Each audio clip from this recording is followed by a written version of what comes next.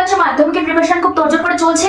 আজকে আমাদের মাধ্যমিক র‍্যাপিড রিভিশন সিরিজ 2025 এ যেটা সবথেকে ইম্পর্টেন্ট একটা টপিক নিয়ে আজকে তোমাদের সাথে আমি আলোচনা করব, সেটা হচ্ছে মানব চক্ষুর লম্বচ্ছেদ গঠন এবং তার যে সমস্ত পার্টস গুলো রয়েছে সেগুলো চিহ্নিতকরণ।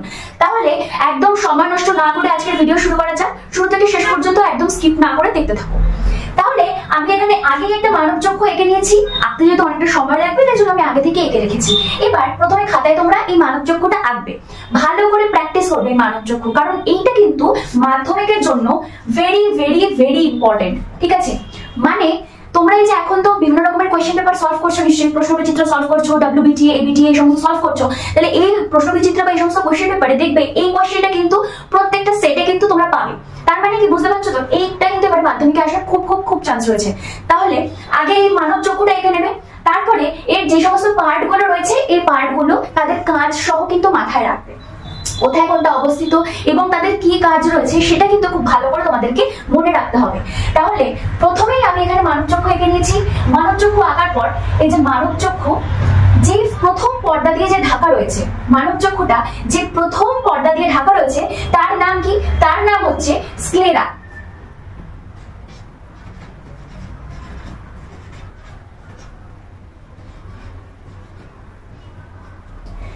এর নাম দিচ্ছি স্ক্লেরা, আমরা এর নাম রেখেছি স্ক্লেরা।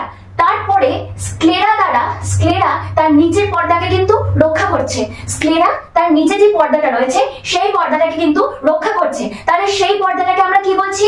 সেই পর্দাকে আমরা বলছি কোরয়েড। তাহলে স্ক্লেরার পরবর্তী পর্দাকে আমরা বলছি কোরয়েড।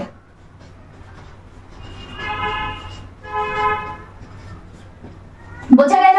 তারপরে কোরয়েডের পরে যে পর্দাটা রয়েছে, কোরয়েডের পরে যে পর্দাটা রয়েছে সেই পর্দাটাকে আমরা কি বলছি? সেই পর্দাটাকে আমরা বলছি রেটিনা।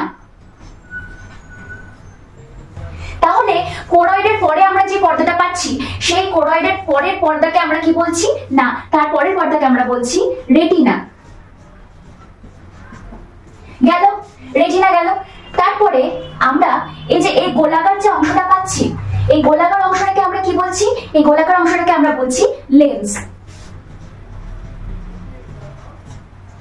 লেন্সের কাজ কি? লেন্সের কাজ হচ্ছে প্রতিবিম্ব তৈরি করা, অর্থাৎ আমরা যে কাছের বস্তু বা দূরের বস্তুকে দেখতে পাই সেটা কিন্তু আমরা লেন্সের মাধ্যমে দেখতে পাই।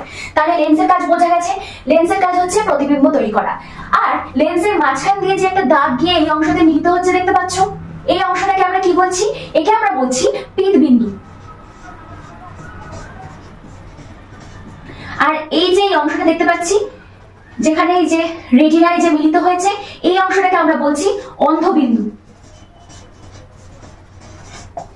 এবার পিতবিন্দু আর অন্ধবিন্দুর কাজ কি? পিতবিন্দু আর অন্ধবিন্দু আমরা জানি যে চোখে কিন্তু দু ধরনের কোষ থাকে, একটা হচ্ছে রড কোষ, একটা হচ্ছে কোণ কোষ। এবার রড কোষ আর কোণ কোষের কাজ কি?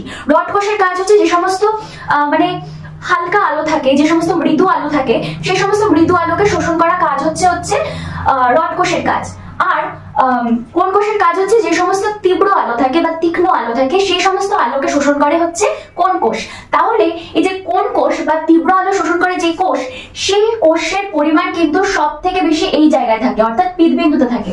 তাহলে এই পিতবিন্দু অঞ্চলে যেহেতু কোণ কোষের পরিমাণ সব থেকে বেশি থাকে, তার মানে এই অংশটাতে কিন্তু সব থেকে বেশি তীব্র আলো যেটা থাকে সেটা শোষিত হচ্ছে। তাহলে এটাই হচ্ছে পিতবিন্দুর কাজ। আর অন্ধবিন্দুর কাজ কি? অন্ধবিন্দু নামের মধ্যে কিন্তু লুকিয়ে আছে। অন্ধবিন্দুর কাজ হচ্ছে ওই জায়গায় রড কোষ বা কোণ কোষ কোনো রকম কোষে অবস্থিত থাকে না, তাই জন্য ওইখানে কোনো রকম মানে প্রতিবিম্ব প্রতিফলন কিন্তু তৈরি হয় না, তাই জন্য এই জায়গাটার নাম আমরা দিয়েছি অন্ধবিন্দু। তাহলে বোঝা গেছে এই জায়গাটা ক্লিয়ার হয়েছে।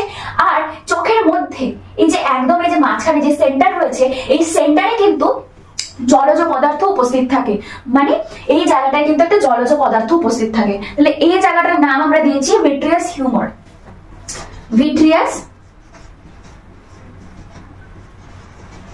হিউমার। বোঝা গেল? আমি প্রথমে স্ক্লেরা দেখিয়েছি। স্ক্লেরার কাজ হচ্ছে কোরয়েডকে রক্ষা করা, মানে পুরো চোখকে রক্ষা করা। তারপরে কোরয়েডের কাজ কি? কোরয়েডের কাজ হচ্ছে রেটিনাকে রক্ষা করা, মানে একদম প্রথম লেয়ার হচ্ছে রেটিনা, তার উপরে কোরয়েড অবস্থিত, তার উপরে স্ক্লেরা অবস্থিত। গেছে? এবার লেন্স বললাম, ভিট্রিয়াস হিউমার বলেছি, পিতবিন্দু বলেছি, অন্ধবিন্দু বলেছি। বোঝা গেছে? এবার আমরা দেখব যে লেন্সের উপর দিকে এখানে আর এই অঞ্চলে আমরা দুটো পেশি কিন্তু দেখতে পাচ্ছি, দুটো পেশি বেরিয়ে আসতে আমরা দেখতে পাচ্ছি। এই পেশিকে আমরা বলছি কি, আইরিশ বলছি। এই পেশিকে আমরা বলছি আইরিশ। এবার বলবে আইরিশের কাজ কি? না, আইরিশের কাজ হচ্ছে এই যে প্রতিবিম্ব যে তৈরি হচ্ছে, মানে এই যে লেন্সের মাঝখান থেকে যে আলো যাচ্ছে তো একটা প্রতিবিম্ব তৈরি হচ্ছে, প্রতিবিম্বটা মানে আলোর প্রতিফলনের পরিপ্রেক্ষিতে এ রেসপন্স করে মানে লেন্সটাকে বড় বা ছোট হতে সাহায্য করে। লেন্সটাকে বড় বা ছোট হতে এই যে মাঝখানে যে এই যে পিউপিল আমরা দেখতে পাই সেটাকে বড় ছোট হতে সাহায্য করে হচ্ছে এই আইরিশ, এই পেশিটা।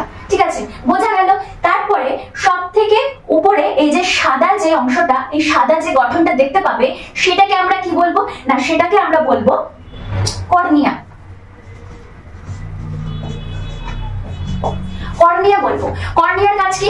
কর্নিয়ার কাজ হচ্ছে লেন্সকে রক্ষা করা। কর্নিয়ার কাজ হচ্ছে লেন্সকে রক্ষা করা। এটা আমি দেখালাম চক্ষুর লম্বচ্ছেদ। আশা করি এটা পুরো বোঝা গেছে। এই চক্ষুর যে গঠন রয়েছে সেটা খুব ভালো করে খাতায় এঁকে প্র্যাকটিস করবে, একবার দুবার নয়, বারবার খাতায় এঁকে প্র্যাকটিস করবে। দেখলে কিন্তু কোনো রকম ভাবেই হবে না। খালি তুমি বলবে যে আমি পরীক্ষায় তো দেখে গেছি কিন্তু আমার মনে পড়ছে না, ভুলে যাবে। খাতায় ভালো করে দেখে এঁকে প্র্যাকটিস করবে, তারপরে না দেখে আঁকার প্র্যাকটিস করবে।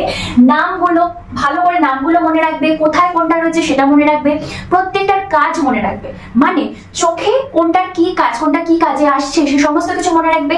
আর এর মধ্যে সব থেকে ইম্পর্টেন্ট এই পিদবিন্দু, অন্ধবিন্দু, রডকোষ, কোণকোষ, এটা যেটা বললাম যে তীব্র আলোক রশ্মি, মৃদু আলোক রশ্মি শোষণে সাহায্য করে, সেটা কিন্তু খুব ইম্পর্টেন্ট একটা পার্ট রয়েছে। এই সমস্তটা মনে রাখবে, ভালো করে মাধ্যমিক দেবে। আশা করি মাধ্যমিক খুব ভালো হবে। যে বাকি 2 মাস রয়েছে ভালো করে প্র্যাকটিস করতে থাকো। কোনো জায়গায় কোনো সমস্যা থাকলে কমেন্ট সেকশনে অবশ্যই জানাবে এবং নিজের বন্ধুদের সাথে অবশ্যই ভিডিওটা শেয়ার করে নাও। আবার নেক্সট ভিডিওতে দেখা হবে, ততক্ষণের জন্য বাই।